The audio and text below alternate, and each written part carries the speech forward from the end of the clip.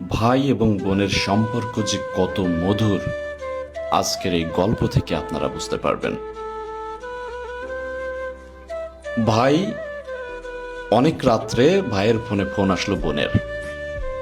তখন ভাই বলছে, কিরে বোন, এত রাত্রে ফোন করেছিস কেন? তখন বোন কান্না কণ্ঠে বলছে, ভাই আমার ভয় করছে খুব। তখন ভাই বলছে, কেন, কি হয়েছে বোন? বোন বলছে, বাইরে প্রচুর বৃষ্টি হচ্ছে ভাইয়া, আর মাঝে মাঝে বিদ্যুৎ চমকাচ্ছে, আমার খুব ভয় লাগতেছে ভাইয়া। তখন ভাই বোনের এপার থেকে বলতেছে, তোর শ্বশুর বাড়ির সবাই কোথায়?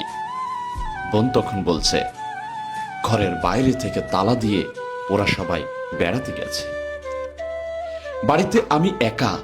তখন ভাই বলছে, ভয় পাস না বোন, তোর ভাইয়া তোর সাথে আছে। বোন বলছে, তুই কিন্তু সারা রাত আমার সাথে কথা বলবি। ভাই বলছে, বলবো। 5 মিনিট পর ভাই তার ফোনটা কেটে দিল।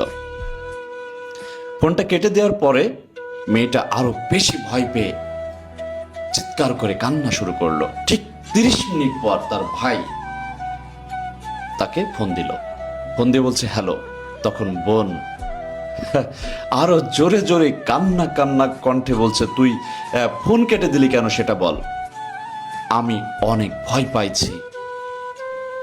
তখন ভাই বলছে, ভয় পাস না লক্ষ্মী সোনা বোন, তোর ভাই তোর বাড়ির সামনে দাঁড়িয়ে আছে।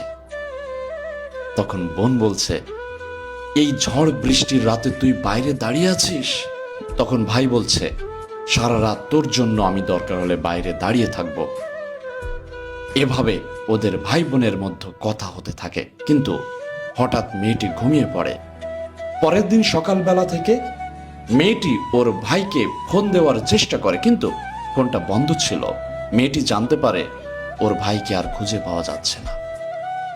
পরে জানা যায় বিদ্যুৎ স্পষ্ট হয়ে সেই রাতেই ছেলেটি মারা যায়। মেয়েটি এই খবরটি শোনা মাত্রই চিৎকার দিয়ে অজ্ঞান হয়ে যায় আর আস্তে আস্তে কোমায় চলে যায়। কিন্তু এখনো গ্রামবাসীরা বলে, যখন আকাশে মেঘ করে, জোরে বাতাস হয়, ঘন ঘন বিদ্যুৎ চমকায়, তখন নাকি ওই মেয়েটির শ্বশুরবাড়ির সামনে কারোর চিৎকারের আওয়াজ শোনা যায়। কেউ একজন চিৎকার করে বলছে, ভয় পাস না তুই, ঘুমাও বোন, আমি জেগে আছি। আসলে মা বাবার পরে যদি আর কোনো পবিত্র সম্পর্ক থেকে থাকে, সেটা হলো ভাই বোনের সম্পর্ক। আমি ভাই বোনের সম্পর্ককে সবসময়ের জন্য